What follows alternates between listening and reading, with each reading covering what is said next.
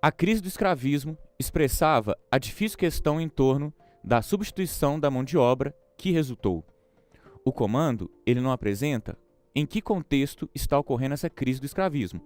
Para isso, nós vamos identificar esse contexto na leitura do trecho. Mas a possibilidade e a habilidade de lograr uma solução alternativa, caso típico de São Paulo, desempenharam ao mesmo tempo papel relevante.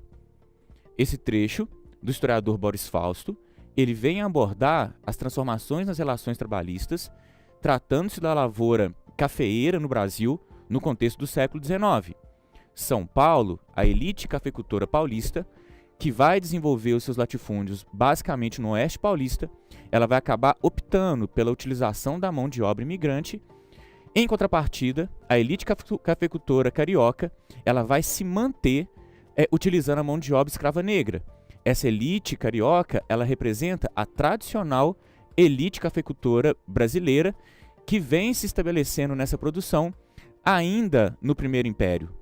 Então, nesse sentido, a alternativa A, na constituição de um mercado interno de mão de obra livre, constituído pelos libertos, uma vez que a maioria dos trabalhadores imigrantes se rebelou contra a superexploração do trabalho. Essa alternativa é uma alternativa errada, já que, quando nós analisamos a questão de São Paulo, não há uma opção em São Paulo por utilizar mão de obra dos libertos, quer dizer, os negros que eram alforriados, e por isso tornava a mão de obra livre. No caso de São Paulo, há a opção pela mão de obra imigrante, o que faz com que a alternativa A esteja errada. Alternativa B. No confronto entre a aristocracia tradicional, que defendia a escravidão e os privilégios políticos, e os cafeicultores que lutavam pela modernização econômica com a adoção da mão de obra trabalhadora livre. Essa alternativa está correta. Quando ela aborda essa aristocracia tradicional, ela está focando na aristocracia carioca, de origem nobre tradicional, que já produzia café utilizando mão de obra escrava ainda no Primeiro Império. Alternativa C.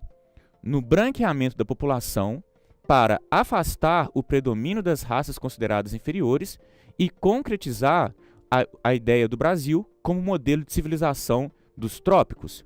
De fato, ocorre essa preocupação em finais do século XIX, mas essa temática ela não é abordada no trecho. Então, nós não podemos afirmar que ela está em acordo com o comando, o que faz com que essa alternativa esteja errada. No tráfico interprovincial dos escravos das áreas decadentes do Nordeste para o Vale do Paraíba, para a garantia da rentabilidade do café. A alternativa D também está errada, já que ela foca nessa nova relação trabalhista em São Paulo com a utilização da mão de obra imigrante e ela não vai estar abordando a questão do Vale do Paraíba, entendendo que no Vale do Paraíba é onde está localizada essa tradicional aristocracia carioca produtora de café. Então, apesar que de fato tenha ocorrido um tráfico interprovincial em que o Nordeste açucareiro decadente envia mão de obra escrava para o Vale do Paraíba, isso não está em acordo com o comando, o que faz da alternativa D uma alternativa errada. A alternativa é, na adoção de formas disfarçadas de trabalho compulsório, com o emprego dos libertos nos cafezais paulistas, uma vez que os imigrantes foram trabalhar em outras regiões do país. De fato, os imigrantes, com o passar do tempo, eles vão trabalhar em outras regiões do país, né, com destaque para o sul do país.